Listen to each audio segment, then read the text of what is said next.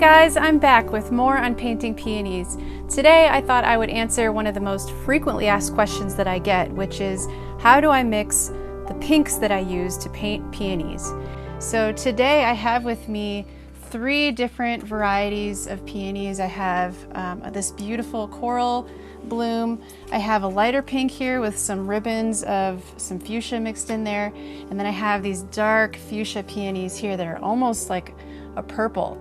So there's a lot of variety, a lot to work with, and I'll show you the different paint colors that I use to mix these different shades and tints of pink. And I'm just going to focus on the flowers for today. So it's just going to be a little simple demonstration on color mixing, and I hope you enjoy.